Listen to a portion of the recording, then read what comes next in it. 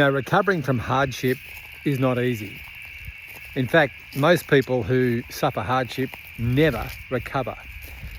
And it's not because they can't, it's simply because they don't have the tools to have the right pathway to be on the recovery journey. And I am speaking to you. You found me through YouTube or through my private Facebook group or through a number of other online platforms. And I know that you've currently going through a tough time, or you've been through a tough time and emerging out the other side of that season. And that's all it was a season. And that's all it is a season. But the reason why so few people recover from hardship, it's not because they can't. It's just because, in my view, people love wearing hardship as a badge of honor.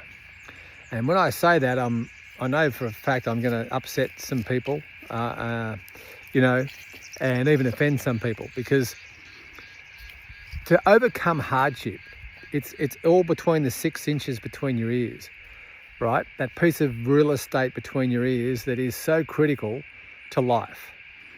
And there's so much of what you've been through that is very hurtful, and it's hard to recover from.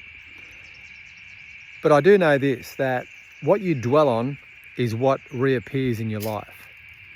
So when you're coming through a hard time, it's so critical that you find a way to focus forward to a better tomorrow, and not dwell on the past. Now that might sound simple, but it's so hard for so many to do, because the story is the story which gives them attention. They demand attention through the story.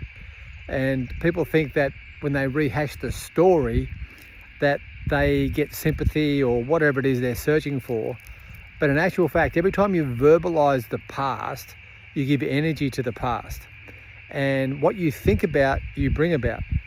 So how do you train your mind or transform your thinking to focus on the future, on a better tomorrow? And I'm if you followed me for 5 minutes, you know that I'm all about being very clear about what you want. What do you want? And how do you park yourself mentally in that place of what you want, and focus there and give energy to your future, not energy to your past.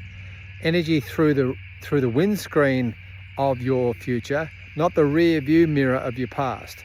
Because if you can master that, when you do, you are 90% of the way to rebuilding, not just getting back what you had, but multiplying what you had, right?